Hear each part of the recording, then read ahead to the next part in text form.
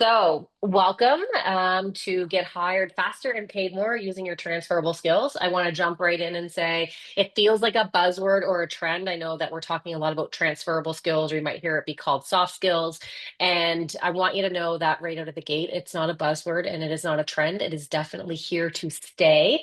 As someone who spends the majority of her day doing recruitment, along with the other members of my team and being in the recruitment industry, a lot of the conversations we are having with organizations and hiring managers are around the transferable skill and the soft skill. And my name is Jen Warrington. I am the founder of the Warrington Group. I have been a recruiter since 2007, working both industry and agency world and corporate. Majority of my career was spent corporately, so working internally with stakeholders, hiring managers, and all of the like. I transitioned outside of corporate in 2020 when I took a package due to a global restructure and then decided to go on my own to do recruitment and career strategy. Career strategy really evolved from the pandemic and a lot of people reaching out saying, I've been sent back home, I've been laid off, my company is closed, I don't know what to do, I don't love what I've been doing. So this is the time where I realize I want to do something different. And I've been very fortunate to have a hand in hiring for more than 150 organizations across North America. So the great part, I think, for me is that I see it through the lens of not only you as a career seeker, because I've been on that side of the table, but I also am seeing it through the lens of organizations and various industries. And we're all having the same conversation around how we hire and what those best practices are. And then again, the skills that we are looking for inside of those individuals. And over and above that, the work that we've done, I want to talk before we get into the other pieces a little bit around a couple of clients that we've worked with. And again, for anyone who's followed along, some of these might feel like repetitive stories. The one I tell most often is the story of Pastor Mike. So Mike was a pastor in the church for 15 years. Through the pandemic, decided that he wanted to leave the church, was getting a lot of pushback from his family. His father was the pastor before him in the church. And he said to me, like, Jen, I have a degree in theology and a master's of divinity. I have no idea what to do. I have no idea where to go with it. And quite honestly, at the beginning, I really didn't know how I was going to help Pastor Mike.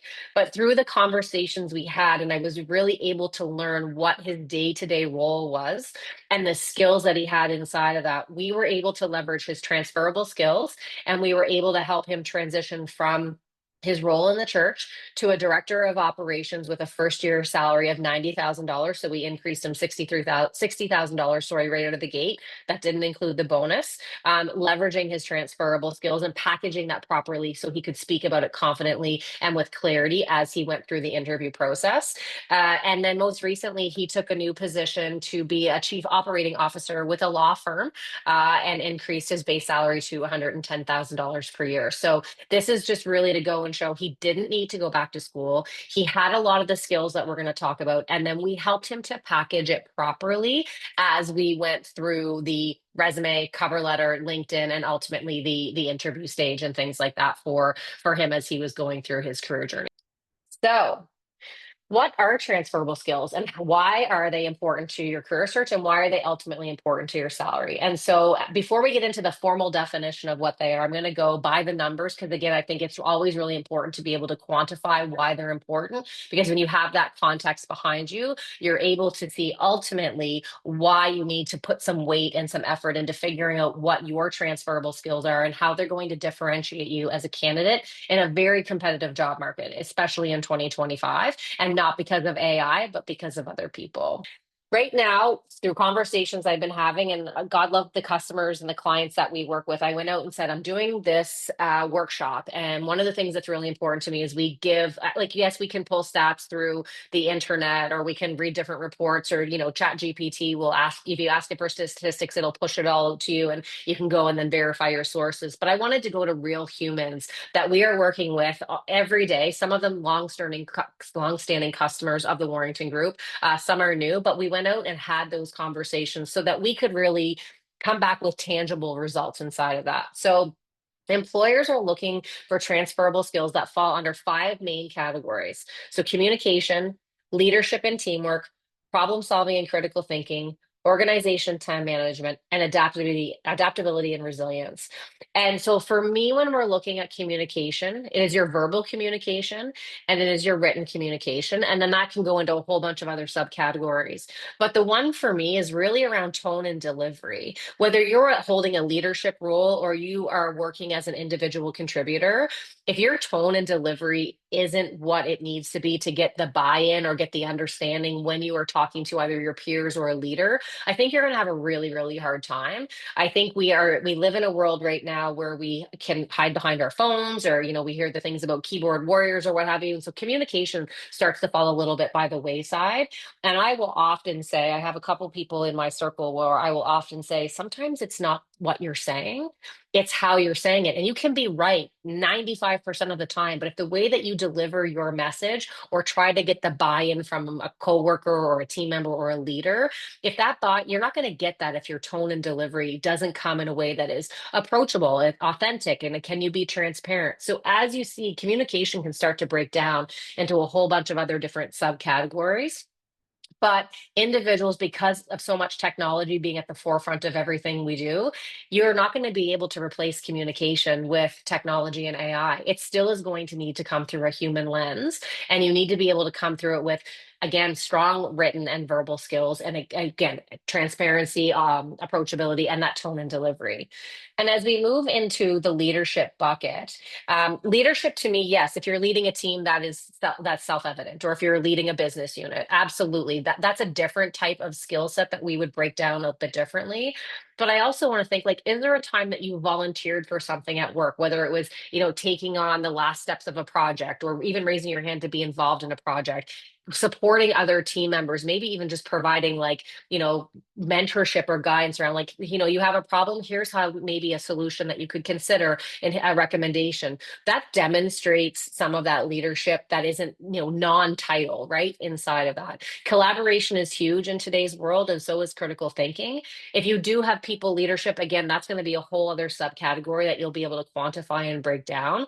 But start thinking about, do I, am I someone that someone on my team will come to me and say, hey, Janetta, where do I go to find this? Or how would you approach this with a client? And if you start to have that dialogue and know that you can start to give insight and direction to someone, you can start to look at that through a leadership lens. And maybe then you decide it's something that you want to develop that skill set more. Maybe it's something that you feel that, you're feeling really strong about your ability to provide mentorship and different things. Oh, sorry, that just jumped ahead on me, inside of that. And then for me, the ones that I think are so, so crucial are around the problem solving and critical thinking, and then jumping ahead to the adaptability. Like, we live in a world that is changing minute by minute. Like, it is just absolutely crazy how fast things change.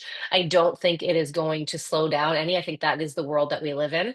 Um, I attended an event about a year ago, and the guest speaker that they brought in was talking about how, because things happen so fast, that you can sometimes get more done in one day, which is equating now to like 3 days. Just because before, if you needed to get in touch with someone, you had to pick up the phone, or you needed to write them a letter and mail it and wait for it to get them and for that to come back. And now you can send an email and get a reply within sometimes 90 seconds. Like, it's crazy. So because of that, how fast technology is and the way that our world is evolving, you need to be adaptable, not only to change, but to the new types of resources that are coming available. So I don't know how many people are using ChatGPT, or how many people are like, I'm not into the AI for sure. It is not going to replace a lot of human elements that we need to do. It can simplify some things for you. And I often say, lean into it, but don't rely on it. Will Will it eliminate jobs? I mean, maybe some of them. And I do think that, I think the jury is still out on that. It might take them away for a little bit. And then we realize, no, we still need that human component. And I want people to start thinking about, again, can, AI or technology help with some of these things for you? Yes. And can they solve problems? Sure. I don't think we can teach it to critically think with the way that a human can. I don't think it can communicate as effectively as a human can. And I even think when it comes to leadership and teamwork, are there pieces that you'd be able to offload to technology and software? Absolutely. But ultimately, it comes down to thinking about these human innate skills that we have, that are going to help us do the role that we do better, but also are going to help us to differentiate differentiate ourselves. And everything we talk about when it comes to you being a career seeker is really about like how do you differentiate yourself. So for example, Janetta and I are both we both wear a recruiter hat day in and day out. The way that Janetta recruits for her clients versus the way that I would recruit for mine, there will be some similarities, but there will be things that we do differently. Janetta's amazing with her client and candidate experience, and unlike anyone I've ever seen do that before. And even though I know that I do it well as well, Janetta's like leap years ahead of me in terms of how she services the clients and the candidates. It's just something that comes very, very naturally to her. Whereas on the other side, I can go in and look at a client's hiring process and identify gaps really quickly and solve those problems. So it's not that either one of us is better or worse as a recruiter, but some of the things that come really naturally to us separate us in terms of the way that we do things. And that if Janetta was going to go interview somewhere else, or I was going to go corporately and look for a new opportunity.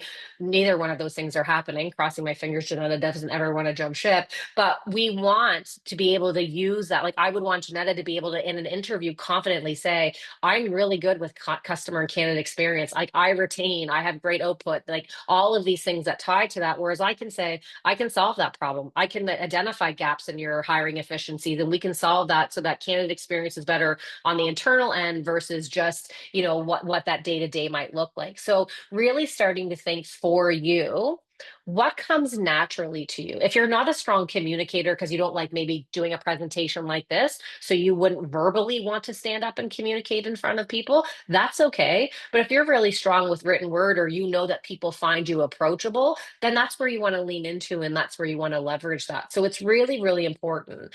For me, when I'm talking to candidates that I'm going to put forward to customers for the roles that we are hiring for, I am always looking at what are their communication skills? Are they adaptable? Can they solve problems? And will they collaborate? And for me, like problems are going to happen. And you're going to have customers or colleagues or team members or stakeholders that there's always going to be a problem. If you are someone that automatically freaks out and it's like Chicken Little, the sky's falling, the world is ending because there's a problem solving and critical thinking is probably not your transferable skill. However, that being said, if you look at it as, okay, this is an opportunity for not only us, for us to solve the problem, improve the relationship with whomever you're dealing with, and maybe look at how do we refine our process or what is that solution, that growth mindset really opens up so much more opportunity to you that you'll start to see problems as learning opportunities versus they shut us down and cut us off at the knees and then we're really stressed out because we have these problems. So when I'm having conversations and I'm asking the traditional questions that get asked around why are you looking for a new opportunity? What does that next opportunity need to have for you? Tell me about your career. I am looking at your experience, but I really want to see how you're communicating that to me. When I ask you a question about tell me a time you solved a problem or you got pushback, I want to know how you solved the problem, but I also want to know your approach to it. Because if I have a company that is very, sometimes I'll call it chaotic in the sense of like we're going in this direction, nope, we're pivoting and we're going over here. We have that. Here's what we're looking for, Jen. 2 days later, nope, now we're over here. If every time that threw a monkey wrench our way and we panicked, we wouldn't be able to effectively serve that individual. So when we are looking at those, like I'm evaluating those pieces. So my big four that I'm always looking for are communication, collaboration, adaptability, and problem solving. Other recruiters might be looking at something different. But that's also going to depend on the job posting, and it's also going to depend on the company as itself and where you align to. And so you as a career seeker, this isn't part of the presentation, but what I would say is it's really important for you as a career seeker to identify if the company that you are applying to, not just the position, but the company of itself, if it aligns to you in terms of the kind of work that you want to do, but what their culture is like. And one thing I've noticed from a career seeker's perspective, and I'm just going to like leave it at one kind of sentence because otherwise that's a whole other workshop, is there's a lot of individuals that don't know what their personal values are. So it's really hard to align their personal values to an organization that they may want to work with. So start to give thought to that as well. And again, that's probably a whole different workshop. But you might be able to identify what some of your personal values are based on what you then discover are your transferable skills that you're going to lead and move through as you go through this.